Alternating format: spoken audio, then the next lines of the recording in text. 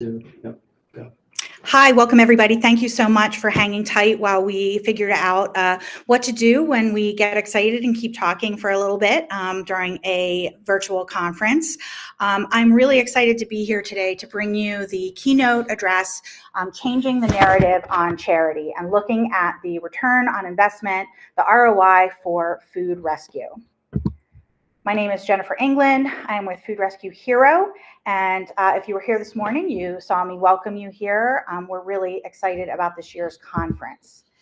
I was at a conference a couple years ago, and there was this really cool panel on funding in ending food waste. Sure. I was at a really cool panel on ending food waste and private investment in ending food waste. And it shows, you can see a really accelerating investment in food waste. But I noticed that there was zero money invested in food rescue and food recovery. And I asked about it, and they told me that that is because food recovery is considered philanthropy or charity, which totally makes sense, right? That's how we think of it.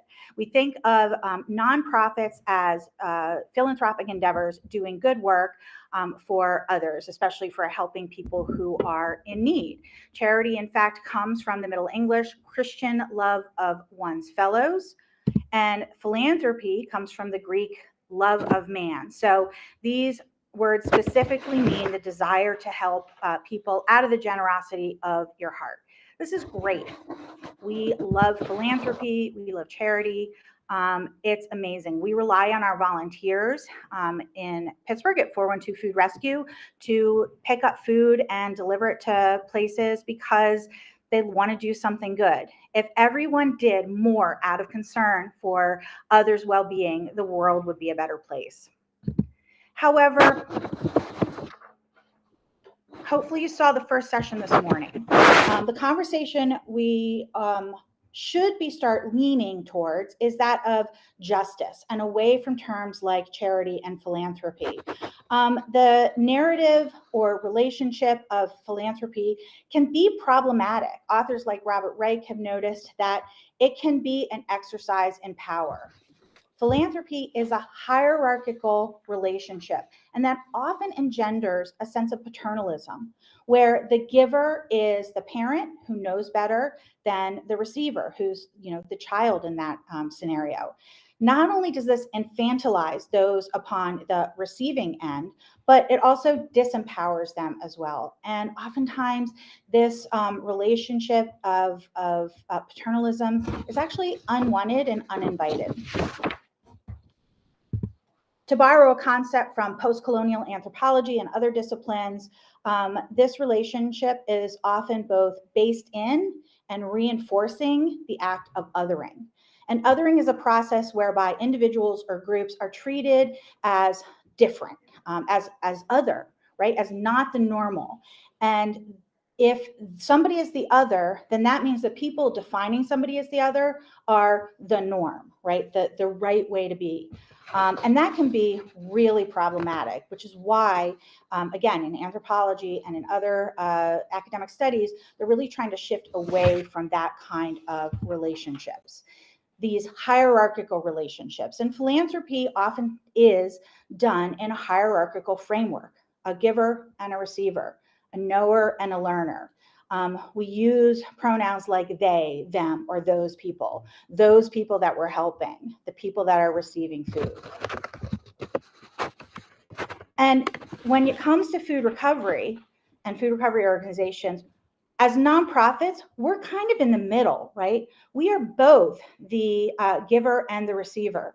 We receive from philanthropies and charities who are giving us funding to help our operations out of the goodness of their heart. Their mission is to make the world a better place. And then we're giving food oftentimes to people who are in need. And that definition can then, again, engender that othering and that hierarchical relationship. I want to talk about changing that narrative, changing how we talk about and think about funding in particular. Again, going back to this slide, private funding over the last 10 years and talking about investment. This was looking at investment. So of course they did not look at food recovery because that's not an investment, right? That is charitable giving. But what if we flip that and start to think about food rescue and funds and effort going into promoting food rescue as an investment? And when we talk about investments, we talk about ROI, or the return on investment. Let's bring that framework again into conversations about food recovery. And to be clear, ROI, investment, should be the and, not the or. We still need people doing good work. We still need to recognize philanthropy and people that are really just giving because it is the right thing to do, because it makes the world a better place. But that doesn't forestall us from also thinking about return on investment. And return on investment is calculated by with the cost of the investment as the denominator, and then the net return as the, is it numerator? Okay, numerator. Probably should have Googled that. It's been a long time since I've done fractional math. So again, the cost of investment, let's say you invest $100 in a company and you get $150 back. Your net return on investment is $50, or a 50% ROI. But how do we calculate the ROI of food rescue? Is it the value of the food that we rescued?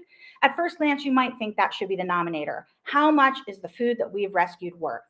But I would argue that's only a small part of the gain of the investment in food recovery. The bigger part, the part that we should be talking about when we're thinking about ROI, is the social cost of food going to waste, or the cost of not doing food recovery. So you may be asking, what is the cost of not engaging in food recovery? I think we're all familiar with this slide, right?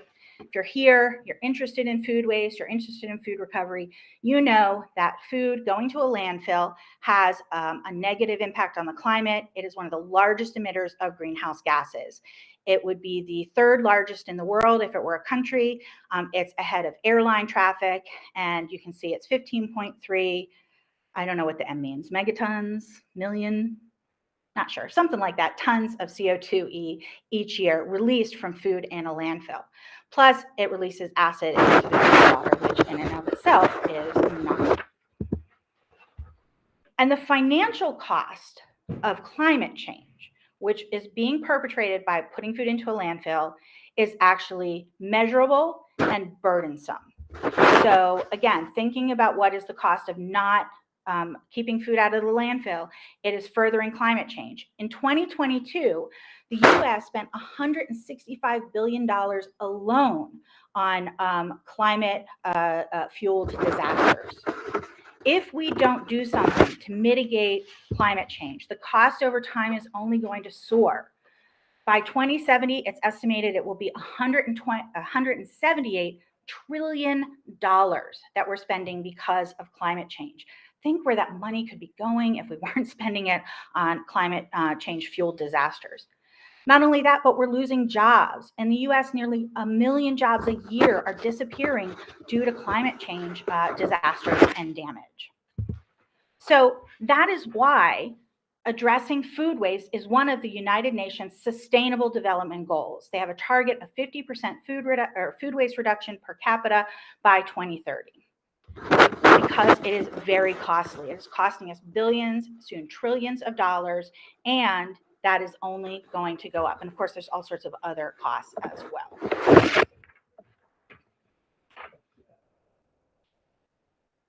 Okay, now along with the cost of climate change, the UN has set sustainable development goals for hunger, zero hunger, and good health and well-being. Now, zero hunger is obvious, right? We know that rescuing food and getting it to people who need it is a great way to end hunger. But what about health and well-being? Well, like climate change, food insecurity is very costly to society. One of the main costs is in health impacts of food insecurity. Adults who are food insecure face significant increased risks for chronic and acute health issues.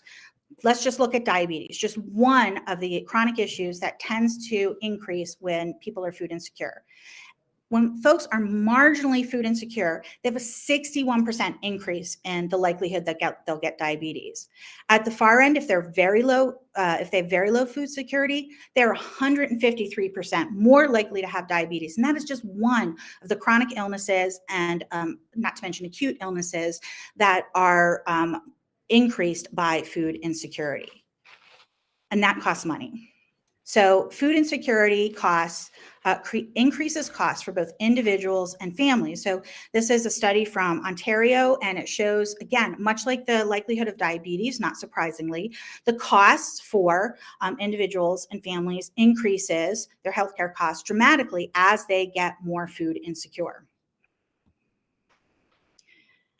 And hunger is among one of several social determinants of health that can greatly impact somebody's life expectancy. And of course, when somebody dies early, that is lost productivity, it's lost income, it impacts their family. If you look at this from Philadelphia, in a relatively affluent area of Philadelphia, the average life expectancy is 82 years.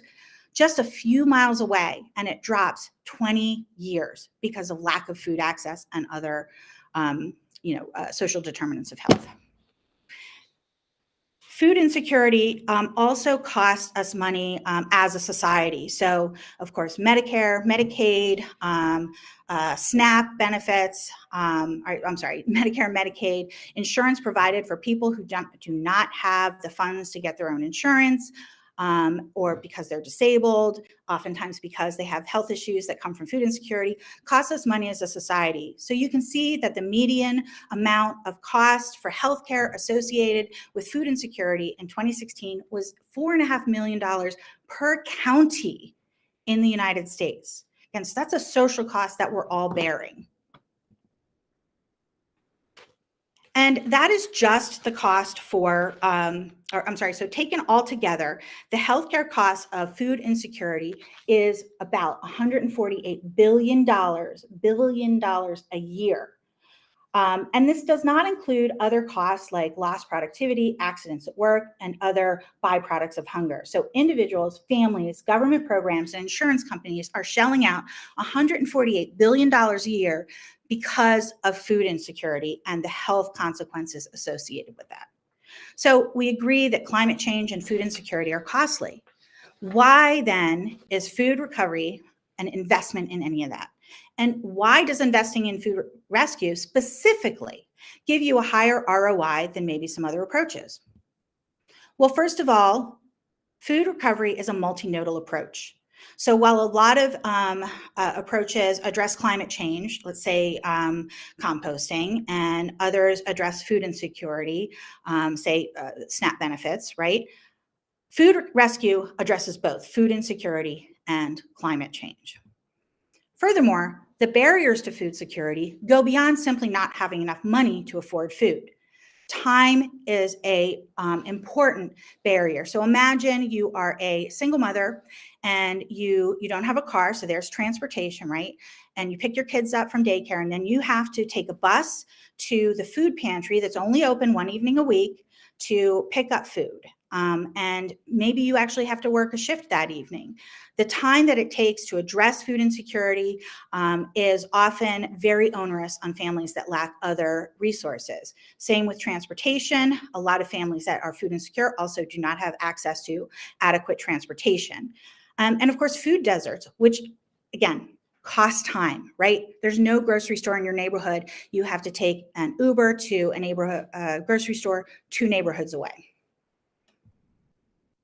So if we put this all together,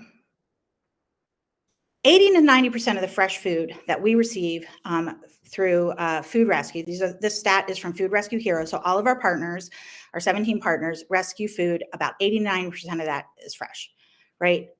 Where are we going to take that? We have a lot of information coming from our food pantries that there's just, they can't handle the amount of food coming in. This is a quote up here from somebody who was talking about how food recovery might work in their area. They don't have enough pantries to take all of the food. Well, the answer is, with all of that fresh food coming in through food recovery, is to look for places where there are people who are receiving services or who are need food and doing something else. They're already there, like a housing authority. It's not their job to distribute food, but there are people there that need food. Why don't we partner with them to distribute food there? So if we look at places like housing authorities, low-income senior high-rises, Head Start daycare programs, LGBTQ programs, disability organizations, and so on, if we distribute food there, it answers that question of what do we do with all that fresh food, right? It relieves the pantries of having to deal with it. It also increases access. So you go back to the slide before when we were thinking about the time issues and the transportation issues. That mother now does not have to take an Uber to go to a pantry, maybe on her day off, maybe she has to take off work to do it. She just picks up a bag of groceries when she picks up her kids. So food rescue can increase access and decrease barriers. We did a study in Pittsburgh. We'll be talking actually about this later today at the 4 o'clock session. It was a GIS study. And so we looked at the food access points that existed prior to food recovery, and then all of our extra food access locations, like all of the housing authorities, the Head Start daycare programs, et cetera. And we found that there were in areas of high need, because we overlap that with poverty rates and food deserts and transit deserts, 100,000 more people within a 15-minute walk shed of food, right? That also then allows us to look and see where isn't getting served. So this is our original data from 2018, I think, 19. And you can see those red areas were high need areas that weren't being served. We were able to then go in and serve there because there's so much fresh food. The other thing, a benefit that food recovery brings is that without a robust food recovery system, as we just talked about, food pantries and other spaces really struggle to deal with the amount of fresh food that comes in.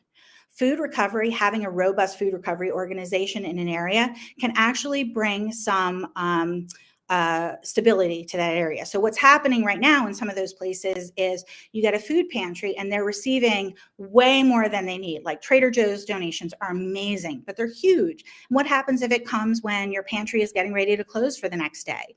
You know, some of that is potentially going to get thrown away, or that food pantry is going to have to spend a lot of time figuring out how to get that food somewhere else.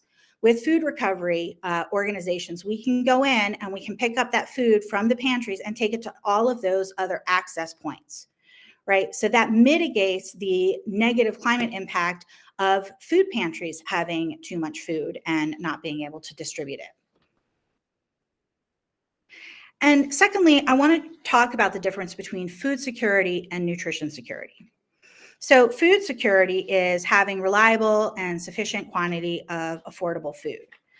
Nutrition security, however, is having consistent access to not only affordable foods, but foods that prevent well-being, that address diseases, that maybe even treat diseases, prevent them, possibly culturally specific foods. So nutrition security, again, is something that can be really promoted by food recovery. Traditionally, food pantries and banks struggle with the amount of fresh food that's out there. A 2014 survey, and there's dozens of these surveys out there. CDC has done some, NIH, Science Direct. This study of 2014 found that 38% of the food that food pantries were distributing was perishable, fresh, and 62% was non-perishable. This is because pantries often have limited open hours. The timing of the donations doesn't necessarily work with when they're open. Limited storage space and conditions. When you've got fresh food, it's got to go somewhere that it's going to be eaten quickly. And a food pantry can't necessarily take it and fit it in the freezer or refrigerator and hold it. As well as frequency of donations, which can be too much for pantries that are only open a couple times a week and limited hours. With food rescue, 80 to 90% of the food that we receive is perishable, so fresh. 50 to 50% of it is produce. These are the type of foods that people need to fight those chronic conditions that come with food insecurity. So food recovery is not only about ending hunger, it's about increasing nutrition security. So bringing it all back together, the ROI of investing in reducing food waste. If we just focus on reducing food waste, we can send it to compost, we can feed animals, we can use it to create biofuels and things like that. And that's great. That is helping to mitigate the $165 billion a year that is spent on climate-related disasters. But if we focus on food recovery, again, that multinodal solution, right? It not only focuses on reducing climate change, but also on reducing healthcare costs. And there's all sorts of other costs in there as well that we're not even talking about. So now when we're figuring out, is an investment in, or is money funding given to a food recovery organization an investment or not, right? Now, with that as the denominator, that money, on the top now we have that 165 billion plus that 148 billion. And so this is why you see, healthcare organizations now turning to funding food recovery because they recognize that it's going to help them reduce costs. So I think that what we really want to do is start to, let me just say this for a minute, because this is not included in that ROI. This is the intangible ROI, right? The time that we give back to people, the energy that they save, not having to run all over the place trying to find food, the dignity of accessing food while they're going about their daily business in the community room of their apartment building or when they pick up their kids, as opposed to waiting in a line. These are intangibles, but they're really important. And some of them result in tangible ROI. For example, the giving people time and energy back could allow them to pursue higher education. It could allow them to get skills that they need to get a job that pays more and allows them to support their family. So when we put this all together, what we find is that putting funding into food recovery has a real benefit to society, an actual, tangible, measurable financial benefit. So we want to start changing that narrative and talking about it as an investment. This is not just people putting their money to doing good work. Yes, please keep doing that. I love that. We need more of that. It makes the world a better place. But this is smart. This is an investment. This is a social investment in making our community stronger, reducing our negative costs, and putting that money to something better. All of that net money that is gained, that net funding that is gained, can go to support other projects, can go to our economy in general. So it makes a lot of sense to invest in food recovery. And I want to say that food recovery doesn't solve the root cause of poverty, and that's what we all really want, right? Let's put us all out of a job and end poverty. But before we do that, until we do that, people need to eat. And it is irresponsible to focus on that really important goal while not remembering that we need to support people in their daily lives today. And that's why, again, I think food recovery is a really important way to bridge the gap between now and when we have a better solution for poverty. So some action steps. I want to give you some action steps. First, increase food access and nutrition security within your food rescue operations and community. Make sure that, number one, you're listening to communities and that you're serving and giving them what they need. If they don't want that food, don't give it to them. If they do, absolutely, let's get them that food. And give it to them without criteria. Aubrey spoke in the panel just before this about free fridges. We have enough food to feed everybody. There is absolutely no reason to be a gatekeeper for who receives this rescued food. It was going to go in the garbage. Let's just give it freely. Let's change how we talk about the resources that are invested into food recovery and those outcomes. ROI isn't just a reduction of climate change costs, but also social and healthcare costs. And there's a real multiplier effect when you invest money into food recovery. And then let's shift the narrative to food justice, even when philanthropic organizations and foundations are giving money to folks like food recovery organizations. Let's start talking about this as an act of justice, of promoting nutritious, affordable, culturally, dietarily appropriate food within reach and in a dignified manner.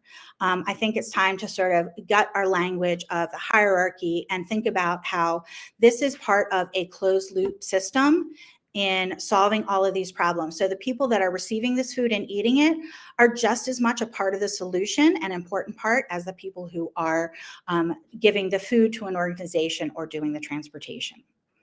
So that is the end of my talk. Are there questions?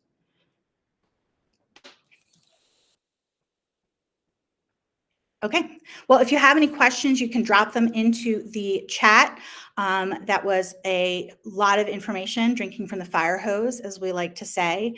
And you can also reach me if you have questions at jen@foodrescuehero.org.